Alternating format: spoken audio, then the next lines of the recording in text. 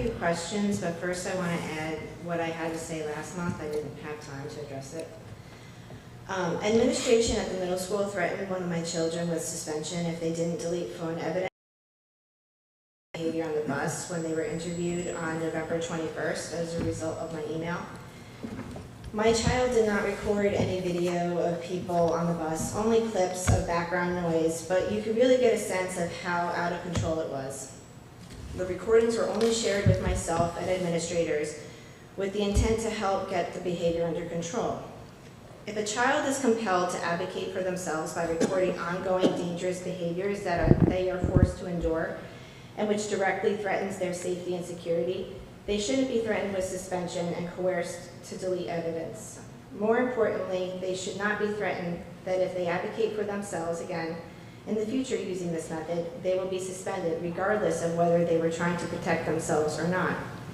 Since this has negatively affected my children and myself, and I received no response when I brought this up via email months ago, I'm here to stand up for my child who did nothing wrong and to give them their power back. They are not to be intimidated in this way again. I also want to note that I do greatly appreciate the increased communication and transparency since the last board meeting. Now to my questions. During the March 11th meeting, enhanced bus driver reporting requirements were discussed with the intention of improving record keeping. This will support progressive discipline and better hold kids liable for their actions. Nearly identical requirements were part of the bus company's corrective action plan submitted to the state early last month. It all sounds good on paper, but what does this look like in practice on district and contracted buses? Are school administrators regularly reviewing the tapes? And how are we ensuring compliance?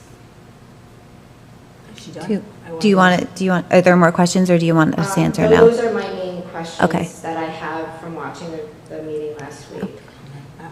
I can't comment on your relationship with a child and an administrator. I will tell you that I do agree with you 100%. If a child wants to come and advocate for themselves, I've advocated for your child in the past myself. I feel that that is very important. One of the conversations we do have is about the concept of recording other children. I do know that there were no faces in your daughter's recording. I also have checked in with Dr. Higgins on a regular basis to confirm that any child that needed to speak with a guidance counselor or a child study team member, depending upon if they had that opportunity to make sure the children feel safe, I will let you know, and I've confirmed with the attorney, I can't speak about individual children being held accountable.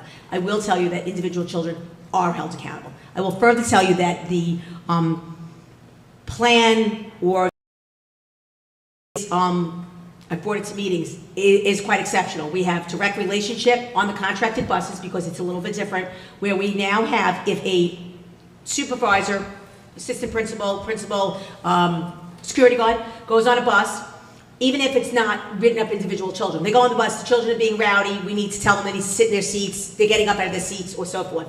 I now have it where, at all grade levels, because a lot of issues we had were elementary, not just middle school, with some of the children. What we do now is, I've asked the principals, and I will repeat this tomorrow at my leadership meeting, but I did it at my last leadership meeting. They are to then immediately contact Ms. Martyr and state, on such and such a day, at such and such a time, I entered, or security guard or whomever it might be, entered the bus. This was the discussion of the behavior. This was our concern. Additionally, they've had 2 additional, what I would call expectation assemblies, talking about the bus, not just behavior in the school.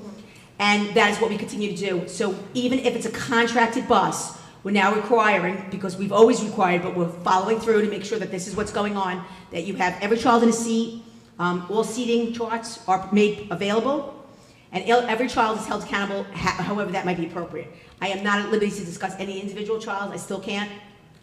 Yeah, that's not And I will let you know that I'm actually quite impressed with the record keeping that we've been doing, because what we do is we have this form, and the form gets literally old-fashioned way, literally gets, not only does it get placed in Genesis, but it gets placed in an old-fashioned book that looks like this, with each child's name, first offense, second offense, what's happened, what parents have been called. The other thing that I think is very important to repeat is that there's different levels of what we call consequences, and I've had this conversation even with the attorneys. Sometimes we can't share everybody's different situation, but bringing in parents, having conversations, having expectations is a form of a consequence. Removing from a child, and I was taken out of context, by the way. I'm not on Facebook because I like my job and I like to come to work. But every once in a while, someone does share with me. What I was trying to say is, and I may have used the word heinous, so I'm not going to say I didn't. I never, and that's fine. You sure did. Okay, but may I finish? Sure. Thank you, because I let you finish, and I want to be respectful. I am letting you know that there are procedures that have to be followed by the administrators. We can't just say, you're rowdy, you're obnoxious, you sit from seat to seat to remove a child off a bus. I will also let you know that a special education child that has an IEP may not be removed off a bus. So there are guidelines to follow. And as far as the way we're handling the rest of it, you are welcome, and I'm glad you did call, and I'm glad you had a positive experience. We are not going to be in a formal setting, going to be talking about any occurrences on that bus as per council. What we will do is, if you call individually to have conversations, whatever we can say, and whatever we can share, we will. If you have any questions regarding insurance or your particular child, Ms. Allen has made herself available. We will make ourselves available, but in this forum, you will not get the details that may be asked. I apologize. Are you talking to me? No, I'm talking in general, if anybody's watching. Oh, 'cause No,